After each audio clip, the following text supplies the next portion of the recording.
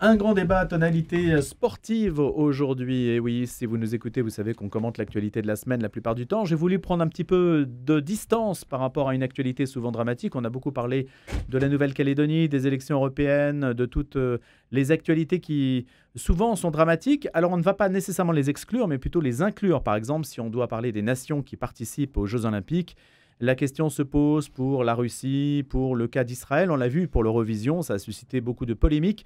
On va voir ce que pensent nos débatteurs de toutes ces réalités qui se profilent. D'abord avec les JO. Les JO, c'est une organisation, c'est une gouvernance, ce sont aussi des aspects économiques. Il y a des chiffres qui ont été annoncés tout récemment. L'événement commence le 26 juillet, il s'achève le 11 août. Alors il y a certains qui regardent la chose de manière extrêmement perplexe en se disant il faut fuir Paris absolument. Qu'en est-il du QR code, des accès aux quartiers, etc. Beaucoup d'inquiétudes autour de cela. Et puis on parlera aussi des sources et de l'esprit de l'olympisme. Et puis bien sûr des enjeux sportifs, ce que l'on peut attendre, des espoirs de médailles, des figures à suivre.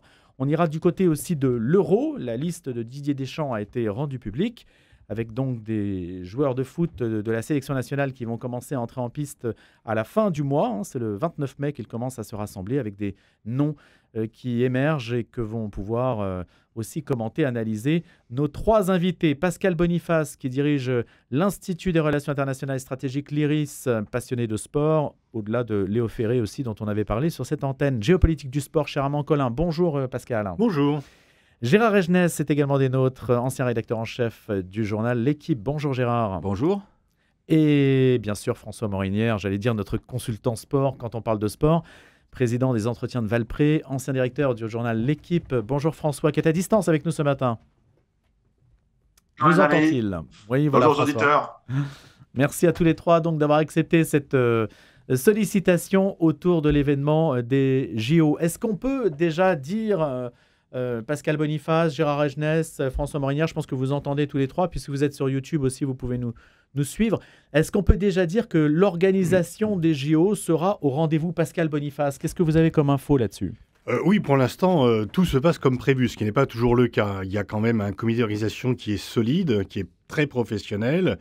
On sait ça depuis de longue date. Enfin, il y a un calendrier qui est prévu depuis longue date, depuis en fait septembre 2017, date à laquelle à Lima, le CIO a attribué les Jeux 2024 à Paris.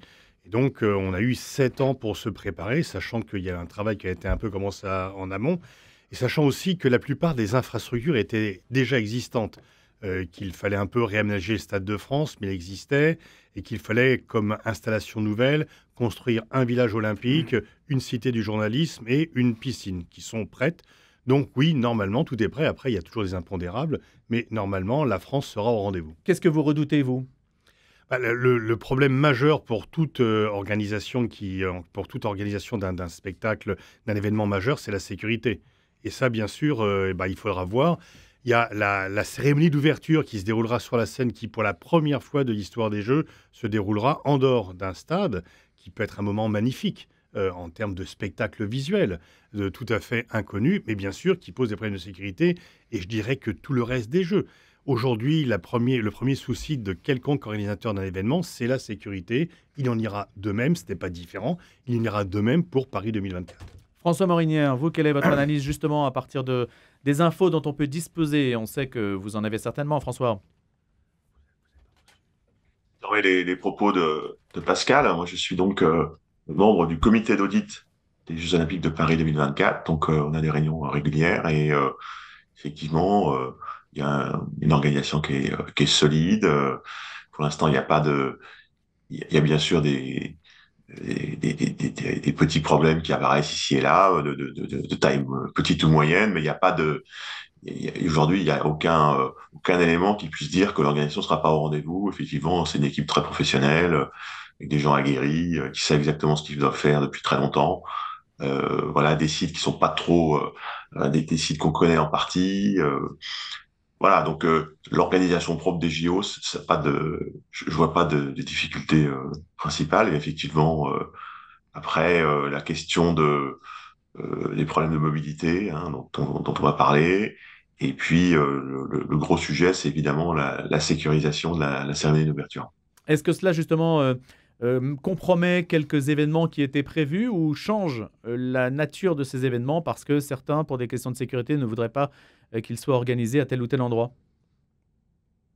Vous parlez en France en général? En France en général, oui.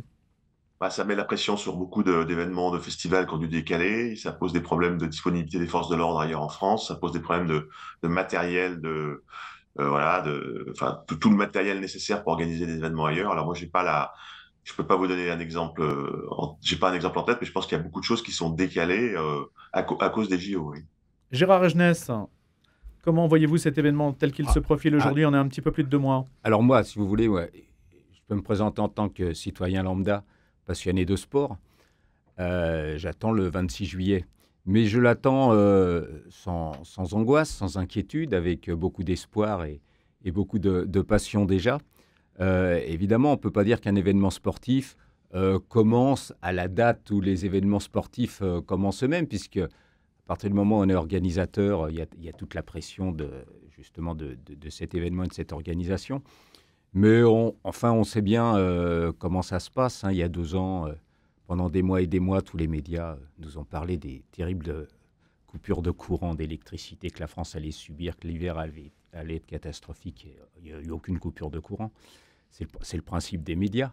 C'est-à-dire On exagère, on crée de l'angoisse alors qu'il on n'y crée de a pas de l'angoisse. raison. Oui, enfin, les médias, c'est anxiogène. Hein, c'est pas moi qui vais l'inventer. Hein. Voilà. Et je crois qu'on a le droit de commencer déjà à se réjouir pour la grandeur, la beauté de cet événement. On va en parler tout à l'heure. Et de se dire que je crois, comme l'a dit Pascal Boniface, ou comme le dit François, que tout a bien été fait. Mais tout a bien été fait, ça ne veut pas dire qu'il n'y aura pas de problème, parce que ça ne dépend pas que des organisateurs, bien sûr, mais tout a bien été fait. On se souvient quand même de certains Jeux olympiques. Alors, ça remonte à longtemps, mais par exemple à Montréal, enfin, la veille du début des Jeux, il y avait encore des grèves sur les chantiers, le stade était à peine fini. Finalement, moi, je trouve qu'il y a une adhésion très forte, parce qu'on parle, il va y avoir des grèves, mais enfin, il n'y en a pas.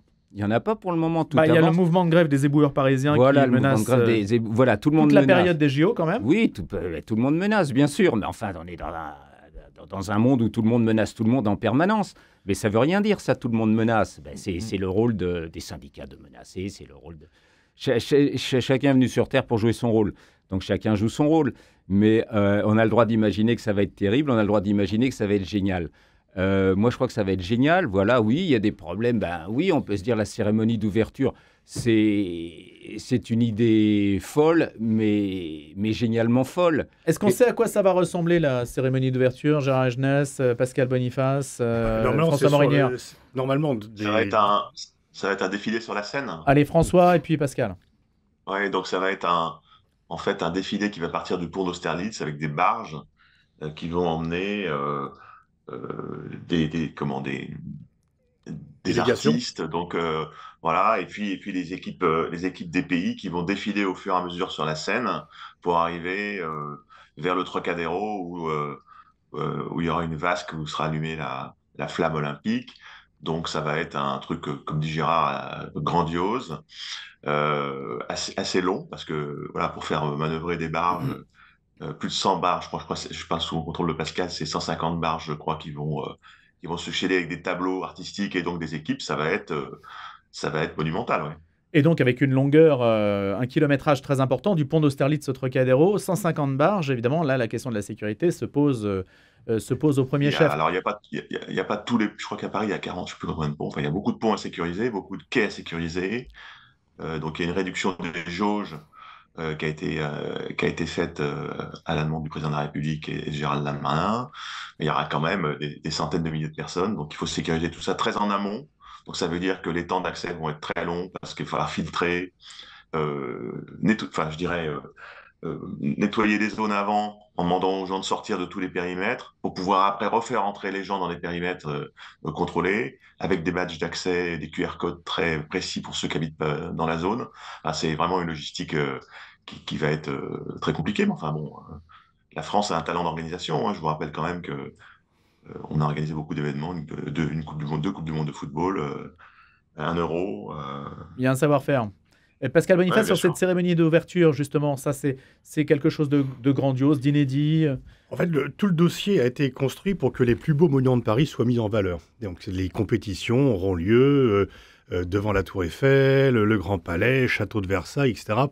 Ça sera un écrin pour la France. Et la semaine d'ouverture, d'habitude, vous êtes toutes les délégations derrière un porte-drapeau, les unes après les autres par ordre alphabétique, qui défilent, qui font le tour du stade. Là, elles feront le tour de la Seine.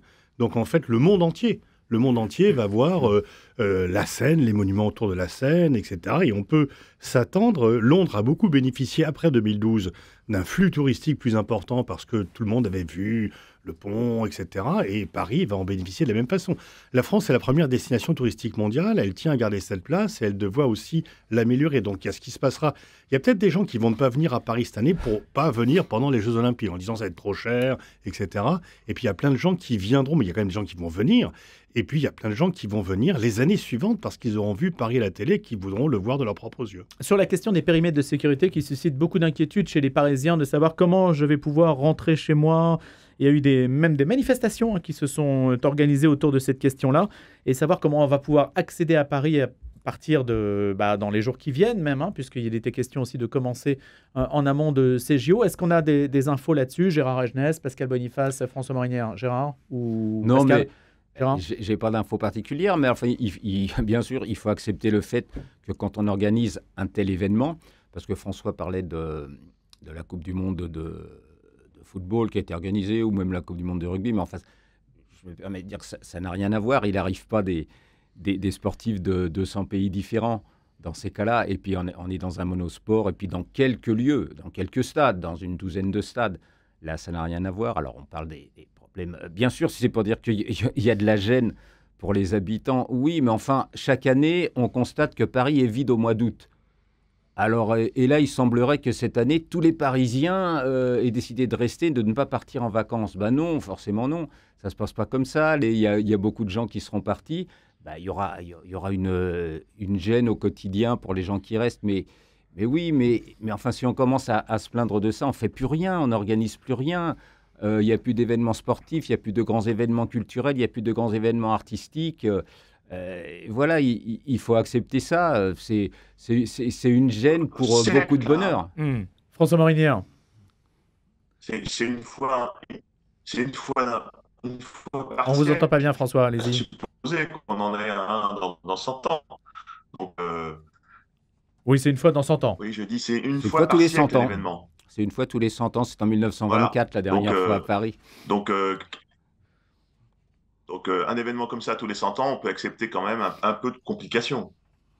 Donc, périmètre de sécurité, il y avait aussi l'histoire du SMS un peu anxiogène qu'on a reçu, ou vous l'avez peut-être reçu sur les questions envoyées par le ministère de l'Intérieur, un SMS d'alerte envoyé aux Parisiens. Est-ce que ça, Pascal Boniface Je ne l'ai pas reçu, donc je ne peux pas vous dire. Bon, vous savez, on se fait toujours des montagnes avant, et puis après, ça va rouler. Enfin, ça sera quand même relativement fluide, bien sûr, il faut prendre des précautions. Mais les Français, là, bon, on est Parisiens, les Parisiens râlent parce qu'il y a des complications, mais si aucune mesure de sécurité n'était prise, les Parisiens râleraient en disant qu'est-ce qui se passe. Donc il faut quand même accepter. Vous savez, quand c'est le 31 décembre, il y a des mesures de sécurité qui sont prises.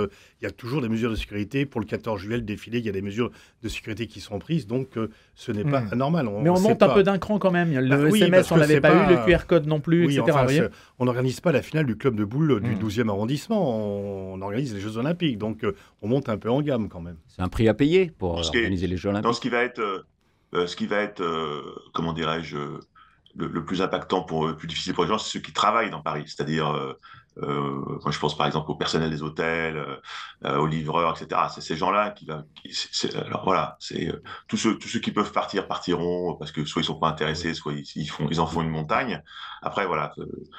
Pour ceux qui travaillent, ça va être plus compliqué, qui ont des obligations tôt le matin, etc., de livraison. Voilà, moi je pense à des femmes de ménage qui viennent, par exemple, dans des hôtels, etc. Bon voilà, il y aura pour eux quand même un moment pas simple à passer.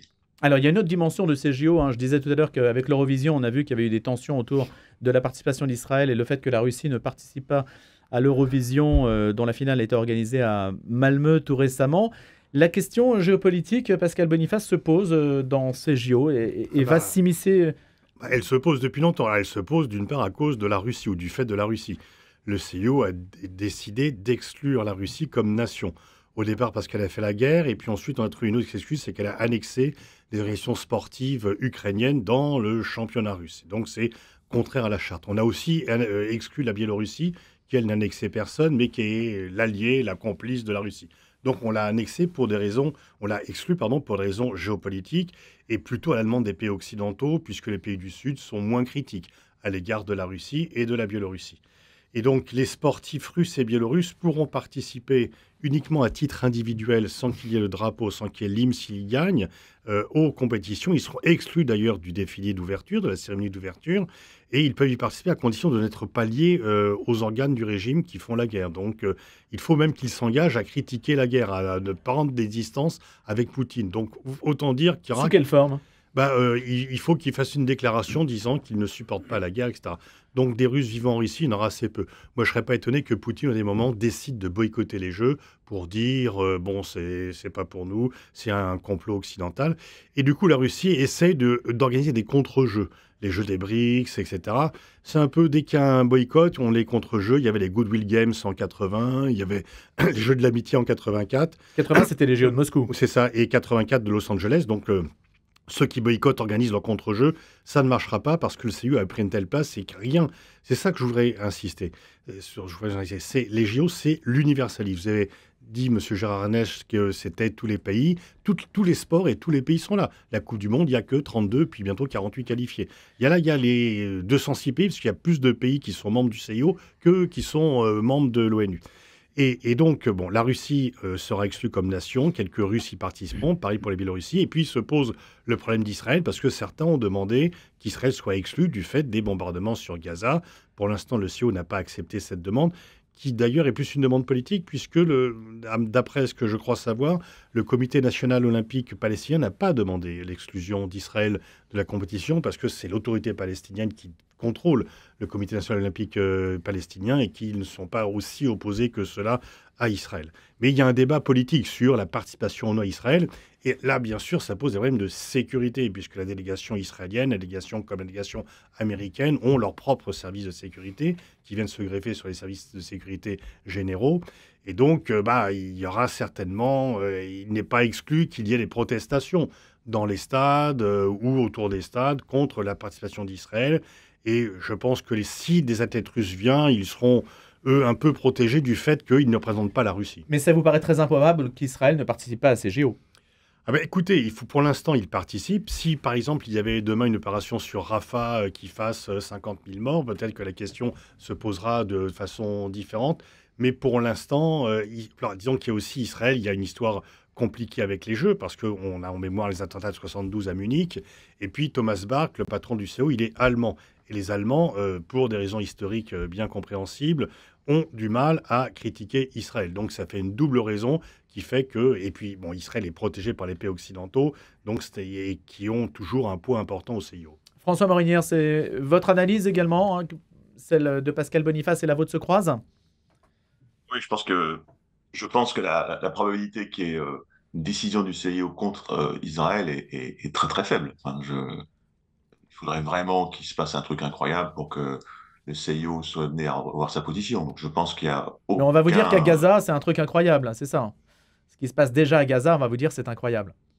Mais ça ne suffit pas. Non, mais la situation, elle est connue. Enfin, ce qui se passe à Gaza est épouvantable, c'est connu depuis des mois. Donc je veux dire... ce que je veux dire, c'est qu'il faudrait qu'il y ait une séquence nouvelle. Pardon, alors je vais m'exprimer différemment. Il faudrait qu'il y ait une séquence nouvelle du conflit qui, en urgence, oblige le CIO à revoir sa position. Mais franchement, Pascal connaît bien l'histoire du CIO. Je ne vois vraiment pas cette option possible. Hein. Gérard Regenès. Mais le souhait du CIO, ça a toujours été d'avoir un maximum de pays participant aux Jeux Olympiques. C'est normal, c'est le principe de l'universalité. Le principe dans le CIO n'est pas là. Son souhait premier, c'est pas d'exclure. Alors évidemment, la question s'est posée pour la Russie parce que il y a un problème d'occupation de territoire étranger d'un autre pays du CIO. Bon, maintenant, moi, je sais pas, je vais pas. C'est la règle d'ailleurs, quand un pays du CIO occupe un autre pays du CIO ou est en conflit, on exclut l'un d'eux. Mais c'est-à-dire que si on commence à prendre en compte tous les conflits qui existent actuellement sur notre planète, c'est pas juste Israël et la Russie. qui vont poser problème. Il y a beaucoup d'autres pays qui vont poser problème. Si on commence à en prendre en compte la question des droits de l'homme... L'Éthiopie, l'Érythrée, par exemple, des pays comme ça. Le Soudan, bien sûr, le Rwanda. Mais il y a énormément de pays. Comme toujours, il y a sont en beaucoup guerre. d'hypocrisie. Au départ, ce sont les pays occidentaux qui ont demandé l'élection de la Russie pour la sanctionner de son agression de l'Ukraine. Au début, Thomas Bach a dit il y a 70 pays qui sont en guerre. Je peux pas exclure tout le monde. Il y a 70 pays qui sont en guerre. Et puis, il y a eu plus de pression. Et puis, disons que la Russie a une relation compliquée avec le CIO. Au départ, Thomas Bach et Poutine étaient très proches. Poutine a joué un rôle dans l'élection de Thomas Bach à la présidence du CIO. Et puis ensuite, il y a cette histoire de dopage d'État. Donc, il y a un peu, déjà à Tokyo, la Russie n'était pas là comme État. Il y avait des sportifs russes qui participaient, non pas pour des raisons géopolitiques, mais pour des raisons de violation des règles de l'antidopage. Et donc, la Russie était déjà un petit peu marginalisée. Et là, il y a eu cette agression de la Russie. Et disons que ce sont les pays occidentaux qui ont obtenu l'exclusion de la Russie. D'autres pays sont en guerre, mais ne sont pas en si grande rivalité avec les pays occidentaux que la Russie. Donc, il y a à la fois des facteurs objectifs et des facteurs subjectifs, comme à chaque fois que ce type de décision est prise. Pascal Boniface. Oui, François Morinière. Sur les JO de Paris, il y a le problème de la violation de la trêve olympique lors des derniers JO d'hiver, qui a été aussi un facteur aggravant contre les Russes, puisqu'ils ont déclenché le conflit, je crois, avant la fin de la trêve olympique. Et c'est un sujet qui a fortement fâché le CIO et l'ONU. Oui, enfin François, on sait bien que c'est quand même un prétexte, puisque c'est la Géorgie qui avait lancé la guerre contre la Russie le 8 août 2008. C'est la Russie qui a ensuite gagné la guerre, mais c'est la Géorgie qui, en 2008, commence l'opération militaire. On n'a pas exclu la Géorgie des Jeux Olympiques. Donc voilà. Donc ça a été un argument supplémentaire au détriment de la Russie, mais c'est bien des décisions géopolitiques qui ont été prises et auxquelles Thomas Bach s'est rallié. La trêve olympique, c'est aussi une illusion. Il ne faut pas croire que dans l'Antiquité, tous les conflits s'arrêtaient pendant la période olympique. Ils ne s'arrêtaient pas du tout. Mais c'est ce qu'on a voulu, c'est l'image qu'on a voulu construire. À quoi ça correspond la trêve olympique? Ça correspond à une période qui commence 7 jours avant les Jeux Olympiques et qui finit 7 jours après, et qui était à l'époque, effectivement, Gérard pas à l'époque antique, qui était quand même une période qui permettait à ceux qui allaient participer aux Jeux Olympiques de pouvoir se rendre sur le lieu des épreuves avec un minimum de risque par rapport à leur vie. Donc c'était une façon très pragmatique de permettre à minima que les athlètes rejoignent le site. Et donc ça permettait à ce moment-là de suspendre l'idée de conflit et... en tout cas, l'idée, mais pas les conflits. Pas les conflits. Alors, pas risque de conflit, les conflits existaient, comme dit Gérard, mais ça permettait aux athlètes et à leur famille de pouvoir voyager un peu plus de façon sécurisée pour rejoindre tel ou tel endroit dans l'Antiquité. Voilà. Alors, on a décrit, si on peut dire, le contexte de ces JO, les questions sécurité, organisation. Vous êtes plutôt donc optimiste, ça, il n'y a pas de problème là-dessus. 206 pays à Paris, ce n'est pas rien. Une fois tous les 100 ans, ce n'est pas rien, il faut prendre conscience de tout cela. Et puis sur la question donc, géopolitique qu'on a traitée, Russie, Israël et le rapport au conflit, on a donc achevé cette première partie de discussion. La seconde, on va la consacrer après 8 heures à, j'allais dire, au sport quand même, puisqu'on va voir à quoi peut-on s'attendre pour ces JO. Quelles équipes vont participer? Quelles sont les figures de ces JO? On dira aussi un mot de football, parce que c'est vrai qu'il y a l'Euro également qui se profile autour de Gérard Regenès, de François Morinière et de Pascal Boniface. À tout de suite.